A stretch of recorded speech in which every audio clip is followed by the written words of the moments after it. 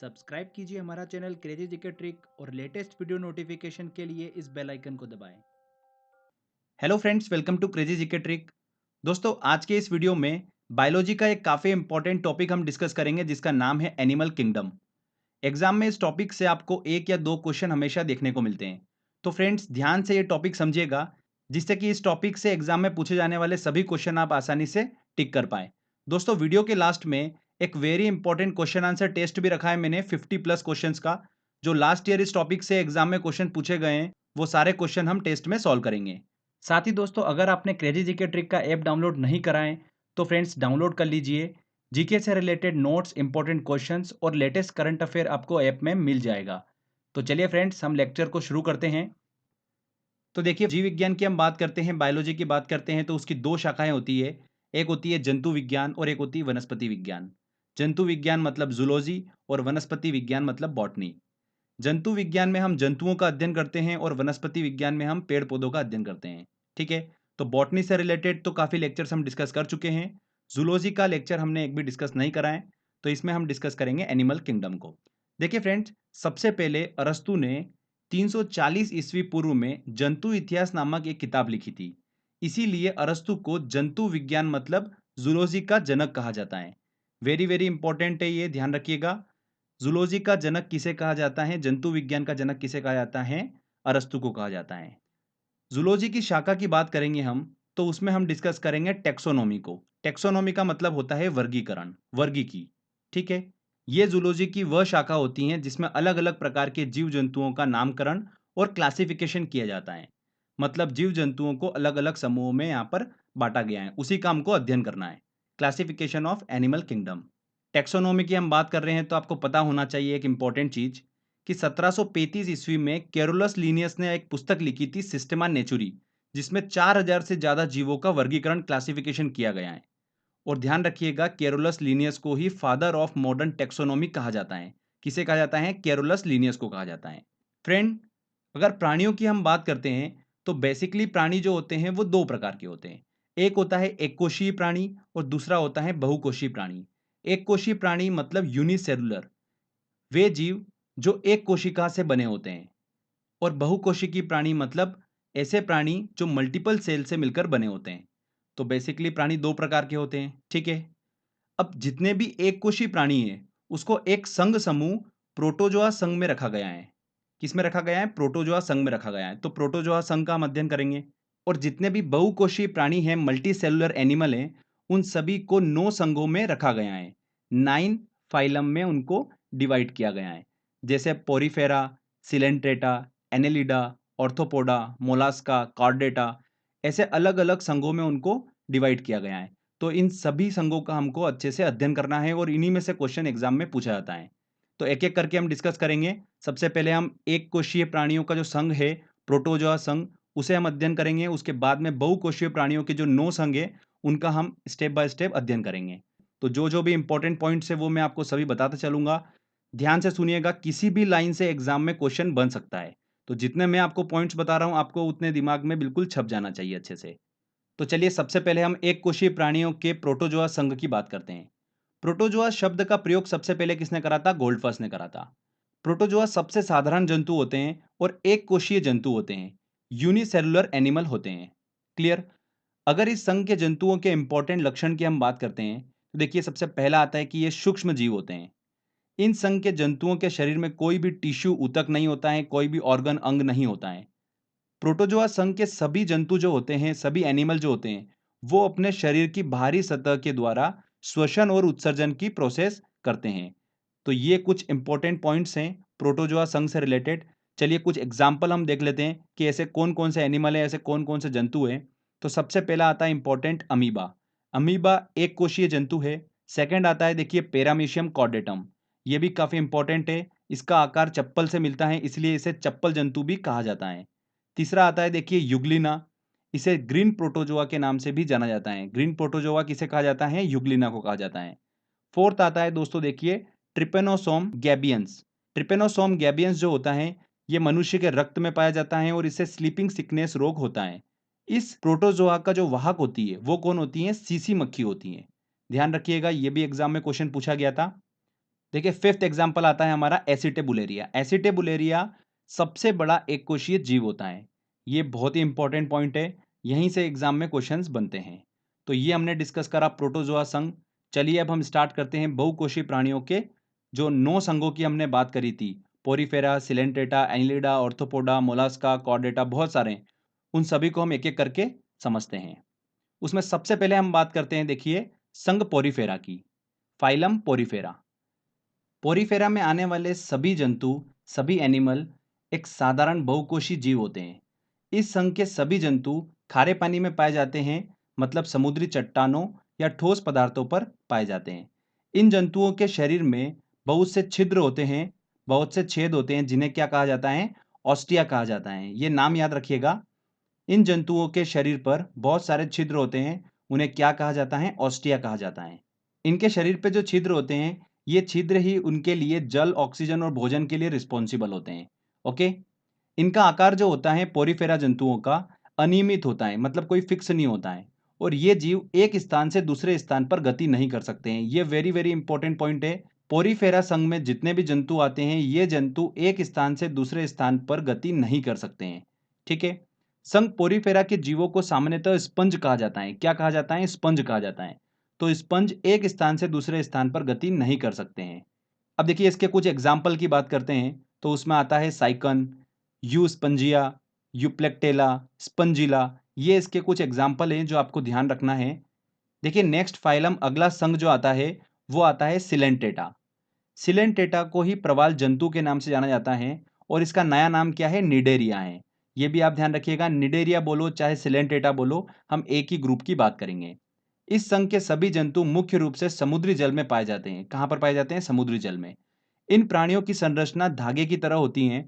Coelenterata संघ में आने वाले सभी जंतुओं में रक्त नहीं होता है, फिर भी ये श्वसन करते हैं। इन सभी जंतुओं में श्वसन तंत्र, उत्सर्जन तंत्र, परिसंचरण तंत्र ये नहीं पाया जाता है। अब देखिए एक इंपॉर्टेंट आपको मैं पॉइंट बताता हूं जो एग्जाम में पूछा जा सकता है। ग्रेट बैरियर रीफ के बारे में आपने सुना होगा, जो ऑस्ट्रेलिया के उत्तर पूर्व में स्थित है। इसका निर्माण इन जंतुओं के द्वारा ही हुआ है। सिलेंटेटा जंतुओं के द्वारा ही हुआ है, प्रवाल जंतुओं के द्वारा ही इनका निर्माण हुआ है। ये जंतु कैल्शियम कार्बोनेट को स्रावित करते हैं और इसी से ग्रेट बैरियर रीफ जो ऑस्ट्रेलिया के उत्तर पूर्व में स्थित है उसका निर्माण हुआ है। तो ये भी एग्जाम में क्वेश्चन पूछा जा सकता है, इसको ध्यान रखिएगा। देखिए इसके सबसे इंपॉर्टेंट एग्जाम्पल आते हैं हाइड्रा, ओरेलिया, मूंगा। ये इसके इंपॉर्टेंट एग्जाम्पल हैं। हाइड्रा की बात करते हैं, इसकी खोज किसने करी थी? ल्यूवेन हुक ने करी थी। मीठे जल में पाया जाता है हाइड्रा, जबकि इसके साथ के सभी जीव जो हैं वो समुद्री जल में पाए जाते हैं।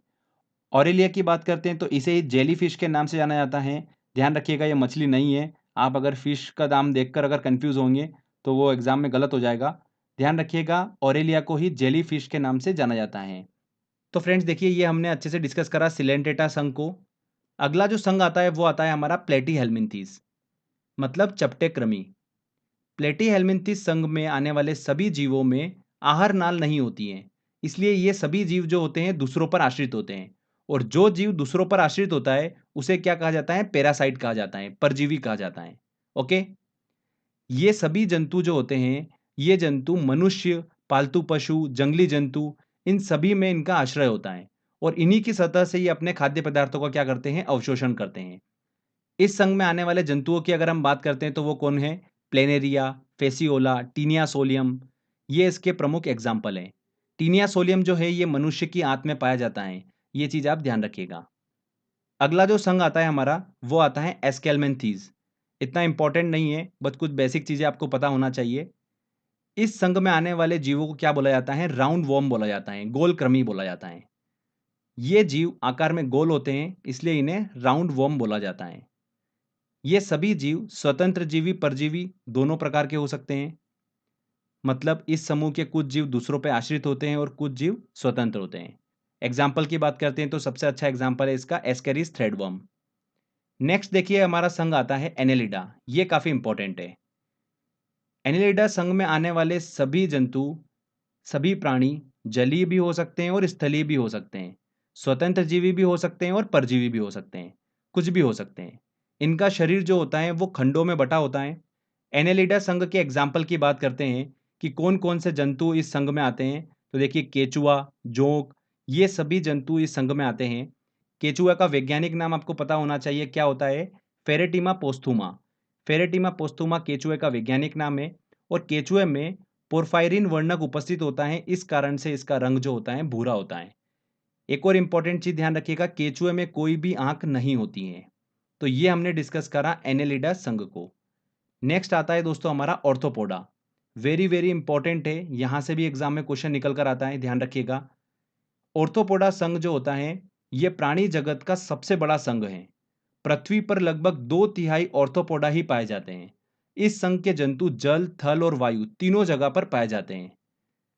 इन सभी जंतुओं का शरीर 3 भागों में बटा होता है, सिर, वक्ष और उदर। इन 3 भागों में सभी जंतुओं का शरीर बटा होता है। इसी ऑर्थोपोडा संघ में कीट वर्ग भी शामिल होता है। ध्यान रखिएगा, कीट वर्ग किस में आता है? ऑर्थोपोडा में ही आता है। अगर एग्जाम्पल की बात करते हैं हम, तो इसके सबसे अच्छे एग्जाम्पल है, देखिए बिच्छू, मकड़ियाँ, झिंगा, केकड़ा, मधुमक्खी, कॉकरोच, ये ऑर्थोपोडा संघ के एग्जाम्पल हैं। अब एक इंपॉर्टेंट ध्यान रखिएगा, पॉइंट एग्जाम में बहुत पूछा आता है। कीट वर्ग में जितने भी जंतु आते हैं उन सभी की 3 जोड़ी टांगे होती है, मतलब कुल मिलाकर 6 टांगे होती है। पर मकड़ियां जो होती है वो कीट वर्ग में नहीं आती है। क्यों? क्योंकि मकड़ियों के 8 पैर होते हैं और कीट वर्ग में 6 पैर वाले जंतु आते हैं। तो ये चीज ध्यान रखिएगा, एग्जाम में बहुत बार पूछा गया क्वेश्चन है, मकड़ियां कीट वर्ग में नहीं आती है। वेरी वेरी इंपॉर्टेंट पॉइंट है। तो ये हमने डिस्कस करा ऑर्थोपोडा संघ को। देखिए इसके बाद जो अगला संघ आता है वो आता है हमारा इकाइनोडर्मेटा। इकाइनोडर्मेटा में आने वाले सभी जंतु जो होते हैं वो समुद्री होते हैं। इन जीवों की त्वचा पर क्या पाए जाते हैं? कांटे पाए जाते हैं। सबसे अच्छे एग्जाम्पल की बात करते हैं इनके, तो स्टारफिश, समुद्री अर्चिन, समुद्री खीरा, ब्रिटल स्टार इसके इंपॉर्टेंट एग्जाम्पल हैं। देखिए जितने भी नाम आपको दिख रहे होंगे ये सभी नाम मछलियों से मिलते हैं, पर ध्यान रखिएगा ये मछलियां नहीं होती है। सबसे इंपॉर्टेंट तो ध्यान रखिएगा स्टारफिश को। स्टारफिश को लेकर एग्जामिनर हमेशा आपको कंफ्यूज करेंगे। ध्यान रखिएगा स्टारफिश जो होती है वो मछली नहीं होती है। स्टारफिश का वैज्ञानिक नाम अगर हम बात करते हैं तो क्या होता है? एस्टेरियस होता है। ये भी एग्जाम में क्वेश्चन पूछा गया था। स्टारफिश, समुद्री अर्चिन, समुद्री खीरा, ब्रिटल स्टार इकाइनोडर्मेटा के इंपॉर्टेंट एग्जाम्पल है। ओके, इसके बाद देखिए अगला जो संघ आता है वो आता है मोलास्का।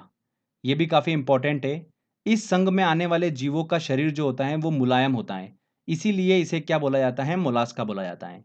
इस संघ के मैक्सिमम जीव जो होते हैं वो समुद्री होते हैं, कुछ स्वच्छ जल एवं स्थल में भी पाए जाते हैं।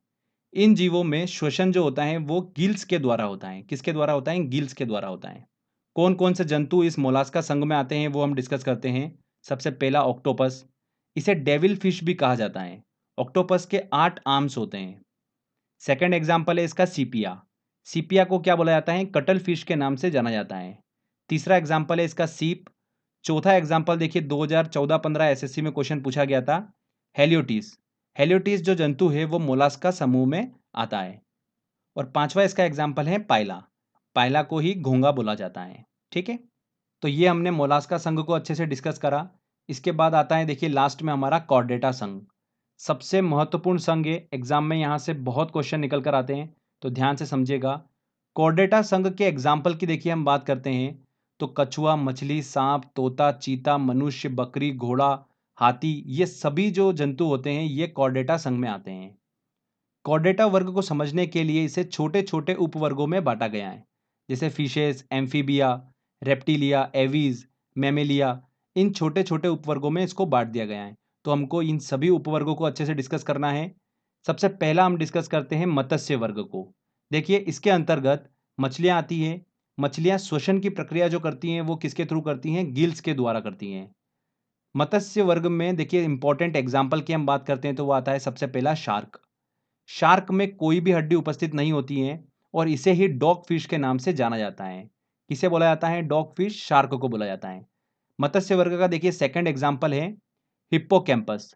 हिप्पोकैम्पस से एग्जाम में देखिए 4 से 5 बार क्वेश्चन पूछा गया है। ध्यान रखिएगा, ये एक प्रकार की समुद्री मीन होती है जिसे अश्वमीन या समुद्री घोड़ा, सी हॉर्स के नाम से जाना जाता है। विश्व की सबसे धीमी चलने वाली मछली होती है हिप्पोकैम्पस, समुद्री घोड़ा। अब एक चीज ध्यान रखिएगा, समुद्री घोड़ा जैसा कि मैंने आपको बताया एक प्रकार की मछली होती है, जबकि समुद्री गाय और समुद्री सील जो होते हैं वो एक प्रकार के मैमल होते हैं, स्तनपायी जीव होते हैं। तो ये कंफ्यूजन आप दूर कर लीजिएगा। मत्स्य वर्ग का देखिए अगला एग्जाम्पल क्या है? गेम्बुसिया। गैम्बूसिया फिश जो होती है वही मॉस्किटो फिश कहलाती है और इसे तालाबों कुओं में छोड़ने से मच्छरों पर नियंत्रण पाया जाता है। नेक्स्ट एग्जाम्पल है पाषाण मछली, स्टोन फिश। सबसे विषैली मछली होती है स्टोन फिश। इसके अलावा फ्लाइंग फिश, कॉड, टॉर्पिडो, रोहू, कतला इस वर्ग के एग्जाम्पल है। तो जितने भी मैंने नाम बताए हैं ये नाम बिल्कुल दिमाग में रखिएगा आप, एग्जाम में क्वेश्चन किसी से भी पूछा जा सकता है। फ्लाइंग फिश, कॉड, इन सब से भी एग्जाम में क्वेश्चन पूछा गया है। अगला जो वर्ग आता है देखिए वो आता है हमारा एम्फीबिया, उभयचर वर्ग। इस वर्ग के सदस्य जल और स्थल दोनों पर पाए जाते हैं, इसीलिए इसका नाम क्या है, एम्फीबिया है, उभयचर वर्ग। इस वर्ग में आने वाले जंतुओं के शरीर पर शल्क होते हैं, बाल पंख नहीं होते हैं। इनकी त्वचा काफी चिकनी होती है और इस वर्ग में आने वाले जीव जो होते हैं वो त्वचा से सांस लेते हैं। सबसे अच्छे एग्जाम्पल की बात करते हैं एम्फीबिया की तो वो आता है मेंढक, हाइला। ये ध्यान रखिएगा, इसके दो इंपॉर्टेंट एग्जाम्पल हैं। इसके बाद देखिए तीसरा वर्ग आता है हमारा सरीसृप वर्ग, रेप्टेलिया। इस वर्ग में आने वाले जंतु जो होते हैं वो स्थलवासी भी होते हैं और जलवासी भी होते हैं। साथ ही ये सभी जंतु अनियमित तापी होते हैं, मतलब कोल्ड ब्लडेड होते हैं। एग्जाम्पल की बात करते हैं तो देखिए कछुआ, घरेलू छिपकली, अजगर, मगरमच्छ, एलिगेटर, डेक्रो इस वर्ग के इंपॉर्टेंट एग्जाम्पल हैं। अजगर जो है उसे ही पाइथन बोला जाता है और ध्यान रखिएगा अजगर एक विषहीन सांप होता है। डेक्रो जो है इसे उड़ने वाली छिपकली, फ्लाइंग लिजार्ड कहा जाता है। डेक्रो को फ्लाइंग लिजार्ड के नाम से भी जाना जाता है। इसके बाद देखिए अगला वर्ग आता है हमारा एवीज, पक्षी वर्ग। इस वर्ग के अंतर्गत हवा में उड़ने के साथ साथ जमीन पर तेजी से चलने वाले पक्षी प्राणी आते हैं। इस वर्ग के जंतु नियत तापी होते हैं, वार्म ब्लडेड होते हैं। इनका शरीर 3 भागों में विभाजित होता है, सिर, गर्दन और धड़। कुछ एग्जाम्पल की बात कर लेते हैं। कबूतर, मोर, तोता, ऑस्ट्रिच, कीवी इस वर्ग के इंपॉर्टेंट एग्जाम्पल हैं। चलिए इन एग्जाम्पल से रिलेटेड कुछ इंपॉर्टेंट पॉइंट्स निकल कर आते हैं, वो हम डिस्कस करते हैं। ऑस्ट्रिच जो है एक दौड़ने वाला बहुत बड़ा पक्षी है जिसे शुतुरमुर्ग के नाम से भी जाना जाता है। कीवी भी एक दौड़ने वाला पक्षी है जो न्यूजीलैंड में पाया जाता है और इसका वैज्ञानिक नाम क्या है, एप्टेरिक्स है। शुतुरमुर्ग पृथ्वी पर सबसे बड़ा जीवित पक्षी है, जबकि हमिंग बर्ड, गुंजन पक्षी जो है वो सबसे छोटा पक्षी होता है। एक इंपॉर्टेंट चीज यहाँ पर इंटरेस्टिंग निकल कर आती है, गुंजन पक्षी एकमात्र ऐसा पक्षी है जो पीछे की ओर उड़ता है और सबसे छोटा पक्षी है। ध्यान दीजिएगा, अवाविल जो पक्षी होता है वो सबसे तेज उड़ने वाला पक्षी होता है।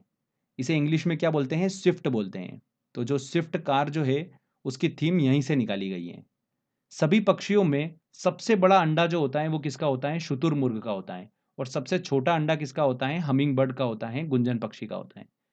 साथ ही आपको पता होना चाहिए कि जो भारत का राष्ट्रीय पक्षी मोर है उसका वैज्ञानिक नाम क्या है, पावो क्रिस्टेटस। ध्यान रखिएगा ये भी एग्जाम में पूछा गया था। तो ये हमने पक्षी वर्ग को भी डिस्कस करा। लास्ट में आता है देखिए मैमेलिया, स्तनधारी वर्ग।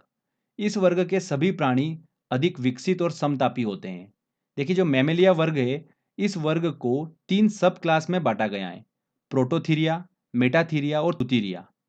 प्रोटोथीरिया में वो स्तनधारी आते हैं जो अंडे देने वाले होते हैं, जैसे एकिडना, मोनोट्रीम, ये इसके इंपॉर्टेंट एग्जाम्पल हैं। मेटेथीरिया में वो जंतु आते हैं जो न तो अंडे देते हैं और न ही पूर्ण विकसित बच्चों को जन्म देते हैं, जैसे कंगारू। मेटेथेरिया का सबसे अच्छा एग्जाम्पल है। तीसरी इसकी सब क्लास आती है थूथीरिया। ये वे जंतु होते हैं जो पूर्ण विकसित बच्चों को जन्म देते हैं।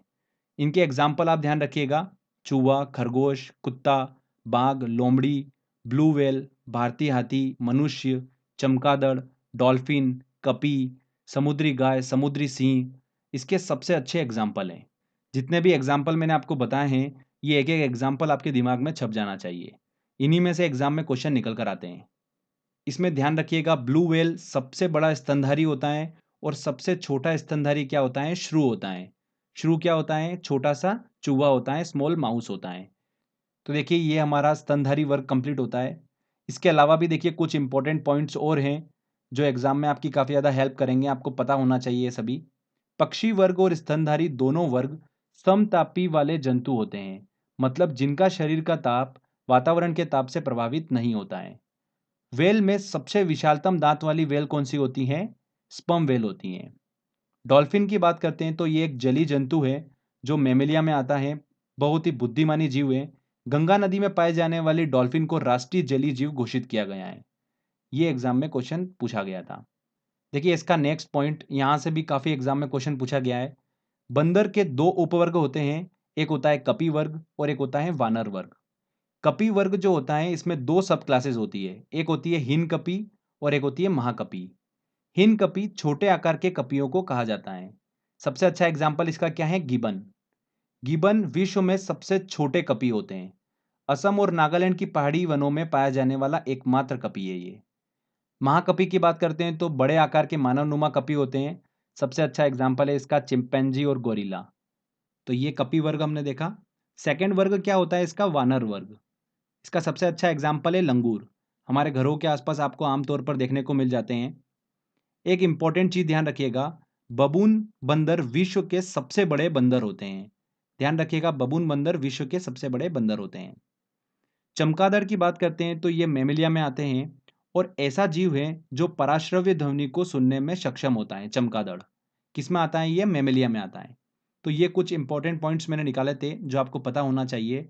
एग्जाम में यहाँ से भी क्वेश्चन बन सकता है।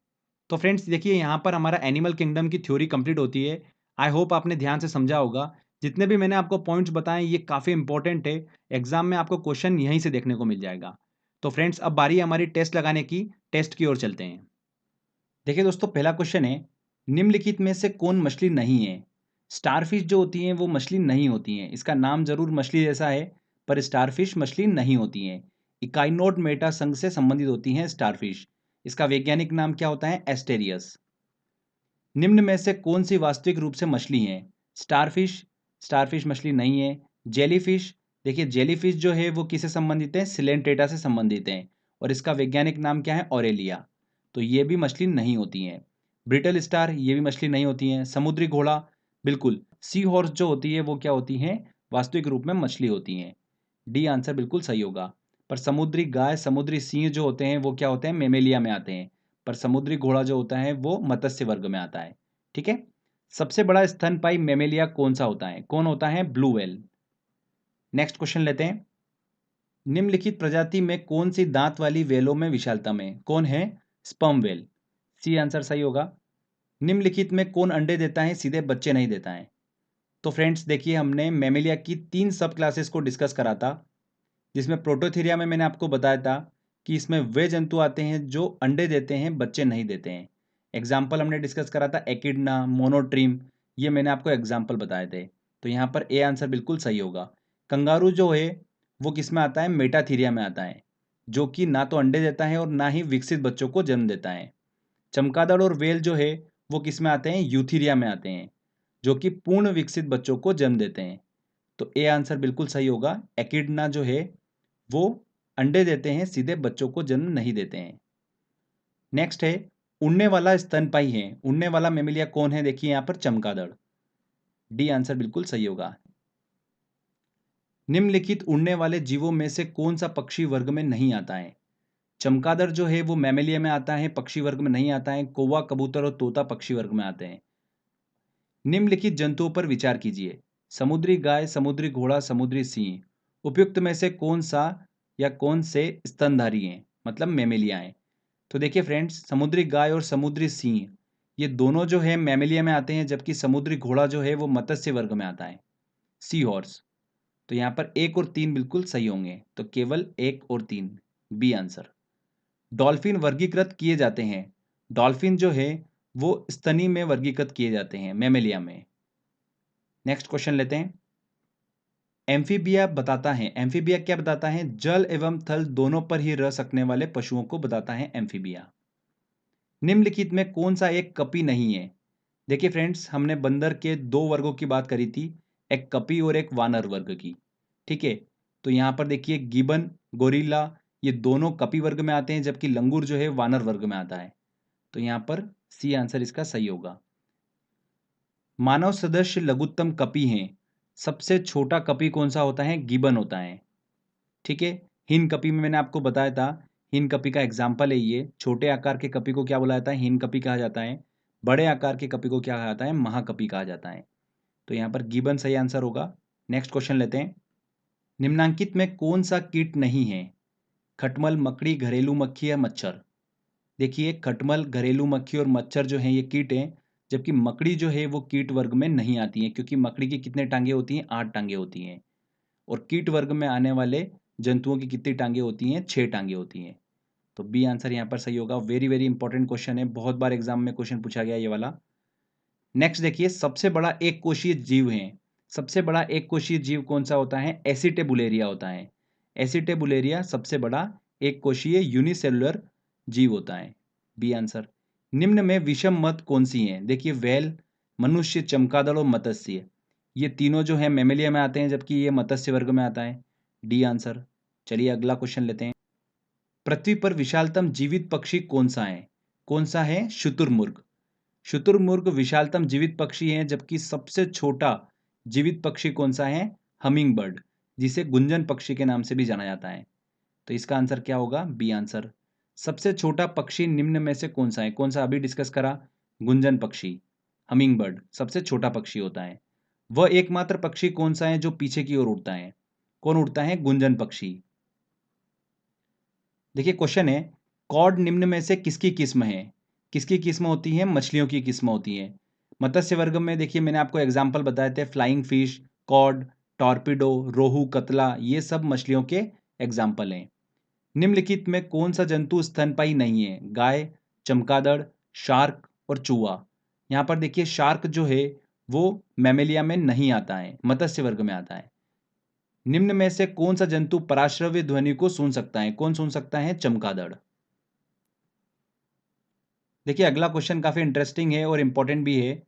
डायनासोर थे, डायनासोर क्या थे? मोजोइक रेप्टिलिया थे डायनासोर, मतलब सरीसृप थे। ध्यान रखिएगा, 65 मिलियन वर्ष पहले ही डायनासोर जो हैं वो लुप्त हो गए हैं।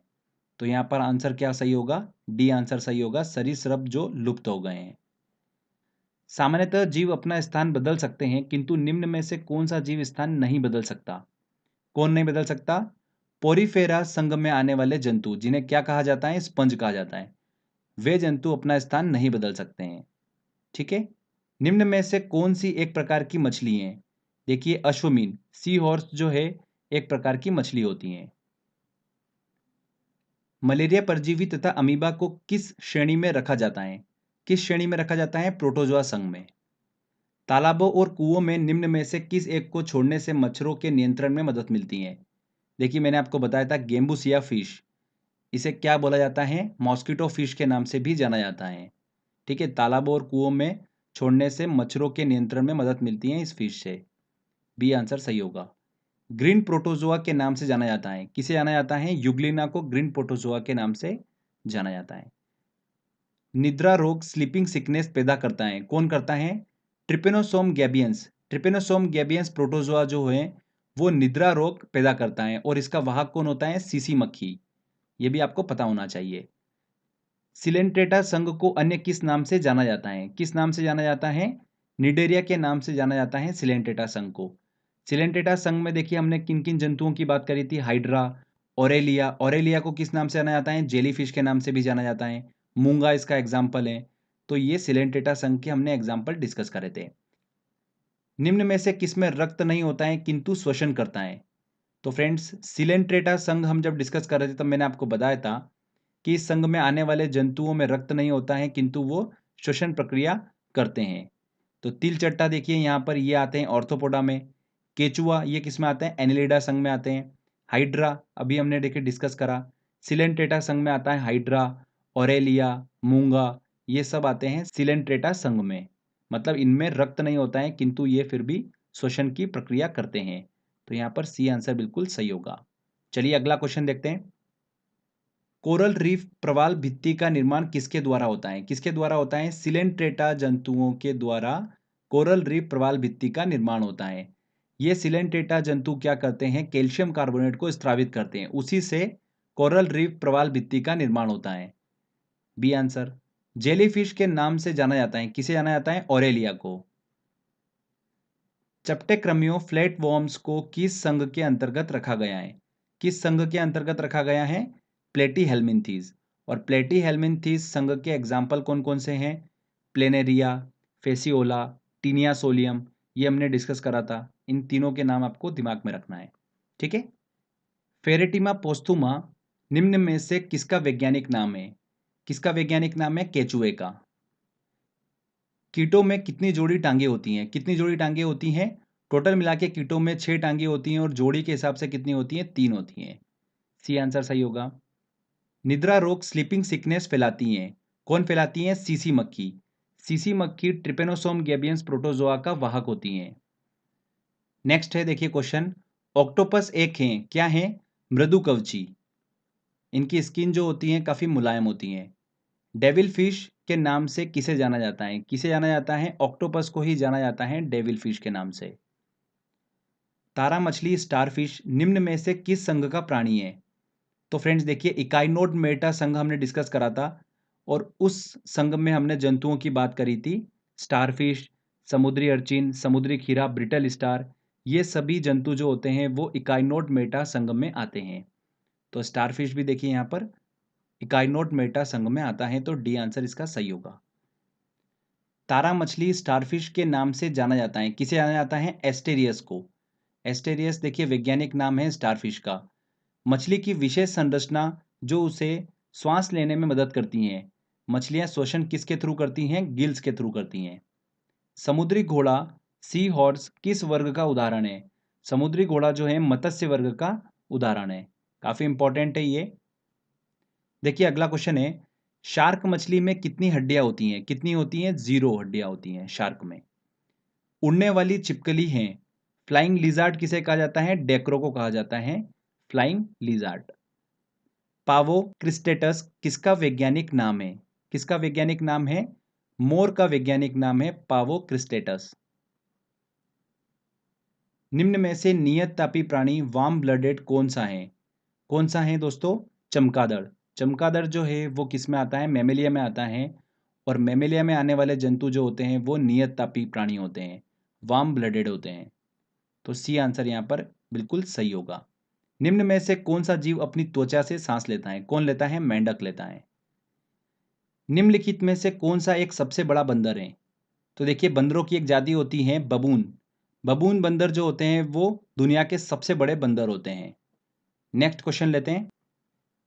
निम्न में से कौन से जानवर का संबंध मोलस्का से है?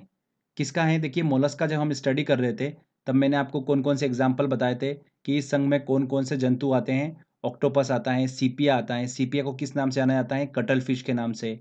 हेलियोटिस, ये सभी जंतुओं के नाम मैंने आपको मोलस्का संघ में बताए थे। तो यहाँ पर देखिए ऑप्शन में हेलियोटिस हमको देखने को मिल रहा है, तो बी आंसर बिल्कुल सही होगा। निम्नलिखित में से कौन सा सांप जहरीला नहीं होता है? कौन सा सांप जहरीला नहीं होता है? अजगर। निम्न में से कौन सा एक भारत का राष्ट्रीय जलीय प्राणी है? देखिए भारत का राष्ट्रीय जलीय प्राणी किसे घोषित किया है? गंगा की डॉल्फिन को भारत का राष्ट्रीय जलीय प्राणी घोषित किया है। सी आंसर बिल्कुल सही होगा। तो देखिए फ्रेंड्स, यहाँ पर हमारा ये टेस्ट वाला सेक्शन कंप्लीट होता है। तो फ्रेंड्स एक बार आप अच्छे से इस टेस्ट की प्रैक्टिस कर लीजिए। प्रैक्टिस करने के लिए जो लिंक है वो मैंने डिस्क्रिप्शन बॉक्स में दे रखी है, वहाँ से आप इसको टेस्ट को एक बार अच्छे से लगा लीजिए। जितने भी क्वेश्चंस मैंने आपको बताए ये मोस्ट इंपॉर्टेंट क्वेश्चंस हैं, इन्हीं को बार बार रिपीट करके एग्जाम में पूछा जाता है। तो ये वाला टॉपिक आपका अच्छे से कंप्लीट होता है, एग्जाम में इससे क्वेश्चन आएगा, आप 100% ईजिली क्वेश्चन बना पाएंगे। साथ ही दोस्तों अगर आपको और भी बायोलॉजी के इंपॉर्टेंट क्वेश्चन सॉल्व करना है तो आप क्रेजी जीके ट्रिक का ऐप भी डाउनलोड कर सकते हैं। उसमें मैंने इंपॉर्टेंट बायोलॉजी के क्वेश्चंस के क्विज बना रखे हैं, तो आप वहां से क्वेश्चंस लगा सकते हैं और प्रैक्टिस कर सकते हैं। तो प्ले स्टोर से सिंपल आप डाउनलोड कर लीजिए क्रेजी जीके ट्रिक का ऐप, आपको बेनिफिट मिलने वाला है। तो आई होप दोस्तों आपको ये वीडियो काफ़ी पसंद आया होगा। अगर दोस्तों आपको ये वीडियो अच्छा लगा है तो प्लीज़ वीडियो को लाइक करिए, शेयर करिए और कमेंट करके बताइए वीडियो कैसा लगा। अगर आपने अभी तक चैनल को सब्सक्राइब नहीं करा है तो सब्सक्राइब भी कर लीजिए, क्योंकि इस तरीके की जब भी वीडियो मैं अपलोड करूंगा आपको उसका बेनिफिट मिलता रहेगा। तो फ्रेंड्स मिलते हैं अगले वीडियो में। जय हिंद, जय भारत।